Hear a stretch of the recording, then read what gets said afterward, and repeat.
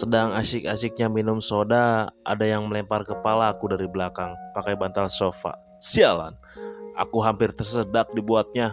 Saat aku melirik, ada sepasang mata wanita cantik melotot ke arahku. Dan percayalah, dia tetap cantik kalau sedang mengamuk seperti ini. Bahkan kini, dia sudah mengacak-acak rambutnya sambil memekik seperti orang kesurupan. Aku lari karena takut dicekik, tapi sial, malah kepentok tembok di restoran ini. Dan wanita bernama Bilkis itu memukul-mukul bahuku, meminta penjelasan dariku.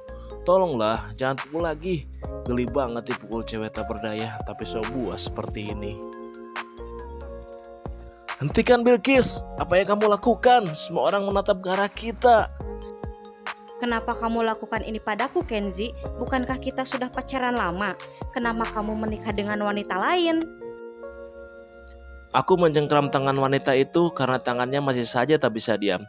Maafkan aku tahu kamu pasti kecewa, tapi sungguh aku tak bisa meninggalkan dia karena keterlaluan si Bilkis ini. Belum sempat aku menjelaskan, dia malah menggigit tanganku hingga merah. Dasar barbar. Aku tahu dia cemburu, tapi tidak harus seperti ini juga kan? Tega kamu, Ken. Aku genggam tangannya supaya lebih jinak. Dengarkan aku. Bukannya bagus aku menikah sama wanita lain. Orang tuaku pasti gak akan ngerecokin lagi hubungan kita kan kalau aku nurut untuk dijodohin. Bibir Bilkis bergetar, air matanya berderai. Mungkin kekecewaannya sudah memuncak. Apanya yang bagus? Hubungan kita berakhir, kamu bilang bagus. Kita masih bisa berhubungan di belakang. Bilkis melepas genggaman tanganku. Tangannya meraih minuman di gelas, entah bekas minum siapa. Dia menyiram wajahku. Aku mengusap wajahku yang basah oleh jus buah. Kamu jangan marah dulu, kita bicarakan ini baik-baik. Ada apa ini ribut-ribut? Tanya seorang pria. Aku melirik ke sumber suara, menengkus karena rupanya itu suara security sambil menodong pentungan ke arah aku dan Bilkis. Ayolah pak, kami bukan PKL yang gelar lapak sembarangan, gak perlu pasang tampang seseram itu. Hei kalian, apa bisu ha? Tadi saya tanya, kenapa kalian ribut-ribut di tempat umum seperti ini? Semua pengunjung terganggu oleh kelakuan kalian. Kami minta maaf, kami hilap. Aku terpaksa minta maaf, walau biang masalahnya adalah si Bilkis rese ini. Kalian berdua, ikut saya sekarang ke pos. Aku menarik tangan Bilkis pergi. Kami berdua lari, meskipun Bilkis tertatih-tatih menyesuaikan langkahku. Ken, pelan-pelan, aku pakai high heels. Cepat, copot sandal merepotkan itu. Bilkis mencopot sandalnya. Aku resah takut terkejar security tersebut. Namun sepertinya petugas keamanan itu tak peduli kami pergi. Dia tak mengejar walau kami sudah berbuat kerusuhan. Atau mungkin saja dia sudah mengejar, cuma larinya lambat terhalang oleh perutnya yang buncit. Aku berjalan tergesa-gesa dengan Bilkis. Banyak pasang mata yang memperhatikan kami. Bilkis meringis.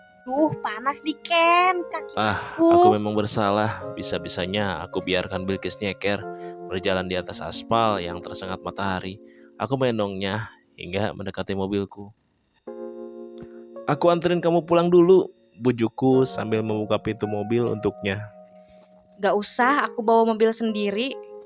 Banyak hal yang harus kita bicarakan. Kamu ikut dulu denganku ya. Bilkis mendorong dadaku. Urus saja istri barumu. Jangan sentuh aku sebelum kamu ceraikan dia. Tapi awas Ken, karma berlaku bagi pria pendusta sepertimu. Aku diam. Pria selalu salah. Bukannya dia duluan yang mencariku. Saat aku mau menjelaskan, malah bilang jangan sentuh aku. Tapi permintaan Bilkis supaya aku bercerai membebani pikiranku. Masa baru 2 minggu dinikahi sudah diceraikan. Bahkan aku dan Nadifa belum pernah berhubungan intim. Aku belum sanggup menerima dia dan melupakan Bilkis. Nadifa bisa aku nikahi karena aku sudah muak dengan desakan orang tua. Kata orang tuaku, Bilkis bukan wanita yang baik. Aku akui, orang tuaku memang pikirannya tidak terbuka. Hanya karena Bilkis memiliki tato gambar bunga di tangan dan juga sering berpakaian terbuka, membuat mereka berpikiran yang tidak-tidak. Mereka bilang, Bilqis bisa saja memberiku pengaruh yang buruk. Tentu saja, baikku itu berlebihan. Kebaikan seseorang tak bisa langsung disimpulkan dari penampilan. Lagi pula, jangan munafik lah. Hal yang paling utama dari hubungan itu adalah good looking, bukan? Aku pulang, tidak ada gairah dalam diri ini. Seolah semua energi terserap habis. Bukan karena tadi main kejar-kejaran dengan Bilqis dan security. Hal seperti itu tak akan membuat badanku cepat lelah. Entahlah, semenjak menjalani pernikahan dengan wanita pilihan orang tua, aku kurang bersemangat berada di rumah sendiri. Berbagi ranjang dengan Nadifa membuatku muak.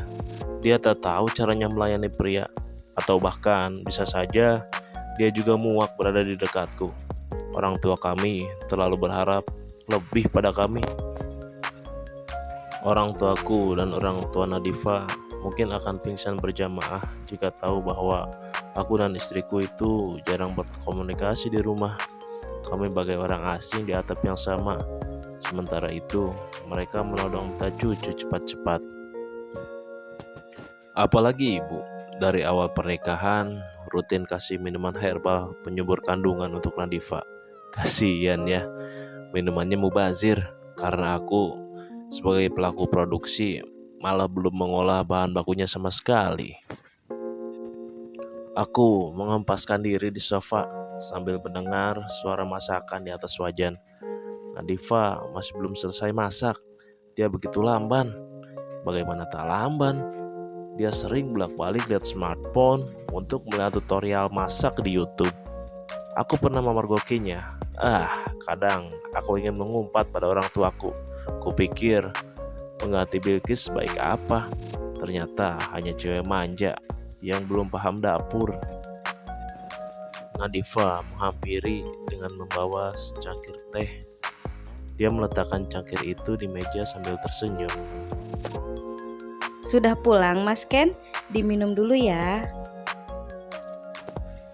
Aku hanya mengerakkan alis pengganti kata iya. Bahkan kata-kata simpel itu malas kuucapkan pada Nadifa. Bukannya aku sombong, ya malas aja pokoknya. Nadifa mematung, mungkin nunggu aku sapa. Ya Tuhan, harusnya dia peka daripada aku usir.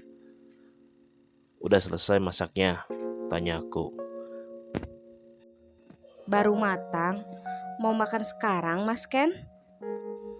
Aku mau mandi dulu, baru makan. Kamu kalau mau makan duluan, makan aja. Aku sedikit mengibas tangan ke udara seperti sedang mengusir anak kucing. Berhasil, dia pergi. Aku bukan orang jahat, aku masih waras. Orang tuaku bersikeras melarang aku menjalin cinta dengan Bilqis. Sampai-sampai kepalaku mau pecah akibat desakan mereka. Lama-lama aku mulai kepikiran menikah dengan pilihan orang tua sajalah. Daripada sama Bilqis, malah akan jadi drama nantinya, perang antara mantu dan mertua. Ya, biar orang tua bahagia juga kalau aku nurut. Semoga aja jodoh pilihan orang tua nantinya berkah. Namun aku salah. Kenyataan tak sesuai ekspektasi. Karena rasa gak pernah bohong.